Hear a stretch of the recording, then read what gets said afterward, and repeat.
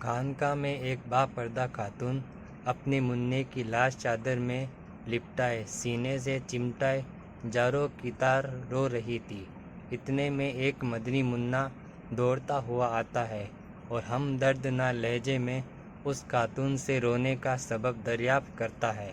وہ روتے ہوئے کہتی ہے، بیٹا، میرا شوہر اپنے لگتے جگر کے دیدار کی حسرت لیے دنیا سے رخصت ہو گیا ہے۔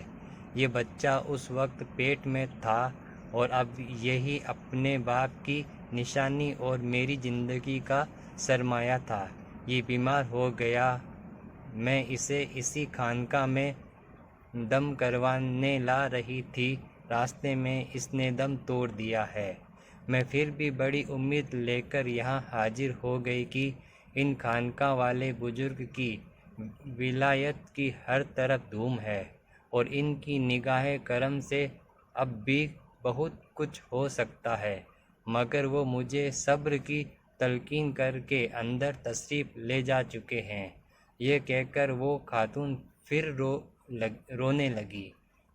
مدنی منع کا دل پگھل گیا اور اس کی رحمت بھری زبان پر یہ الفاظ کھیلنے لگے، محترمہ، آپ کا منا مرا ہوا نہیں بلکہ زندہ ہے، دیکھو تو صحیح، وہ حرکت کر رہا ہے۔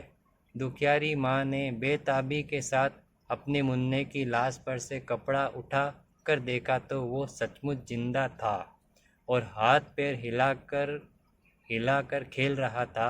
اتنے میں خانقاہ والے بزرگ اندر سے واپس تشریف لائے، بچے کو زندہ دیکھ کر ساری بات سمجھ گئے اور لاٹھی اٹھا کر یہ کہتے ہوئے مدنی منع کی طرف لپکے کہ تو نے ابھی سے تقدیر خداوندی سے سربستہ راز کھولنے شروع کر دیے ہیں۔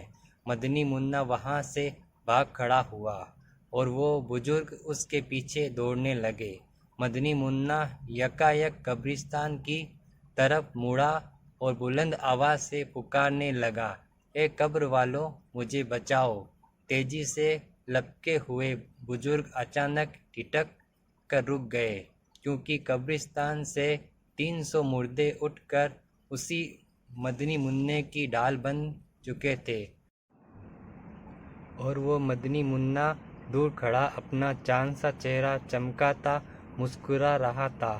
ان بزرگ نے بڑی حسرت کے ساتھ مدنی منع کی طرف دیکھتے ہوئے کہا، بیٹا، ہم تیرے مرتبے کو نہیں پہنچ سکتے، اس لیے تیری مرضی کے آگے اپنا سر تسلیم خم کرتے ہیں۔